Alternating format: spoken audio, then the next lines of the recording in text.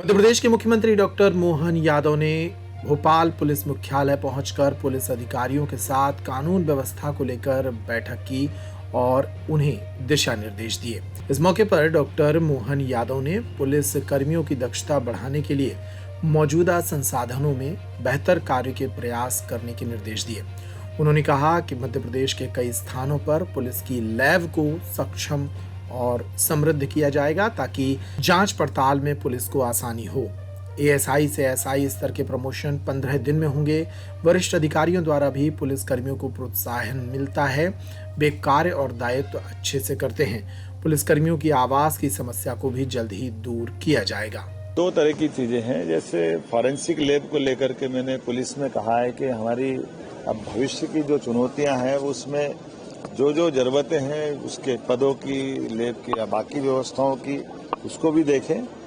मैं साथ ही साथ रास्ते में जब लौटा था तो एजुकेशन डिपार्टमेंट में भी गया था, तो उनकी लैब और उनकी चीजों के लिए भी कहा है कि जहां आवश्यकता लगेगी उच्च शिक्षा विभाग में भी सरकार पूरी मदद करेगी। एक निर्णय और किया है कि जो पुलिस और हमारे अदर्स डिपार्टमेंट जो अपना निर्माण कार्य वगैरह कुछ करते हैं तो पार्किंग की और कई कठिनाइयां होती है, उस दिशा में भी उनकी राय जरूर लेना चाहिए, क्योंकि बड़े जब आयोजन होते हैं या वैसे भी शहर में ट्रैफिक की समस्या आती है तो अल्टीमेटली पुलिस भी बहुत परेशान होती है, जनता भी परेशान होती है। तो मैं समझ सकता हूं कि और इसके अलावा धार्मिक शहर के अंदर भविष्य में जो बड़े मेले होते हैं, बड़े आयोजन होते हैं, तो पुलिस बल को ठहराने की आवश्यकता हो या बाकी इस प्रकार के कई दूसरी जरूरतें होती है, उन सारी जरूरतों का निराकरण उनके आवश्यकता के हिसाब से हो।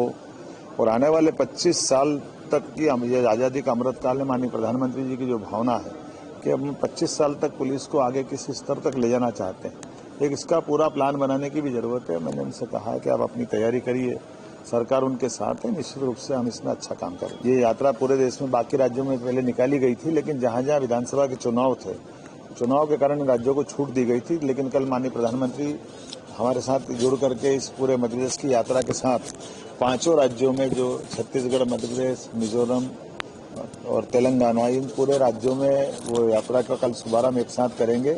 मैं उज्जैन से उस कार्यक्रम को प्रदेश स्तर का कार्यक्रम में शामिल हुआ और इसके अलावा सारे राज्य के अलग अलग जिले के विधायक, जिला अध्यक्ष, हमारे बाकी अन्य संस्थाओं के लोग और पूरे उत्साह से पूरा प्रशासन इस पूरी यात्रा को 16 दिसंबर से 26 जनवरी तक निकालने वाला है। और जहां एक दिन में 2 पंचायत या 25,000 की आबादी में 2 कार्यक्रम, ऐसी इसकी कल्पना की गई है। लेकिन अगर संख्या कम ज्यादा करना पड़े तो रद्द बढ़ाकर भी हम इस पूरे आयोजन को अच्छे से करेंगे। और इस आयोजन को केवल सामान्य आयोजन न मानते हुए जनता की लोक हितैषी जितनी योजना है उनके हितग्राहियों को इसका लाभ दिलवाना, या जो हमारे सर्विस डिपार्टमेंट है वो अपना ठीक से काम करे।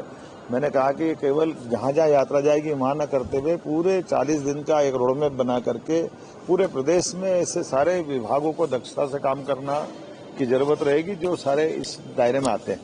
तो स्टेट गवर्नमेंट ये माननीय प्रधानमंत्री जी के अद्वितीय अभियान का स्वागत करती है और हम सब मिलकर के उन पूरे अभियान को सार्थक करेंगे। मुझे इस बात की प्रसन्नता है कि कल ही एक 12 लाख का इनामी नक्सलवादी व्यक्ति को हमने पुलिस ने दक्षता के साथ उसका एनकाउंटर किया है। और ऐसे किसी हालत में हम किसी प्रकार की गतिविधियों को बढ़ावा नहीं देंगे, खास करके नक्सलवादी क्षेत्र में भी। और भविष्य में अगर इसमें इस क्षेत्र में बटालियन की जरूरत रहेगी तो हम इसमें बटालियन भी देने वाले हैं और जो जो जरूरत सुरक्षा के इंतजाम की होगी वो सब करेंगे।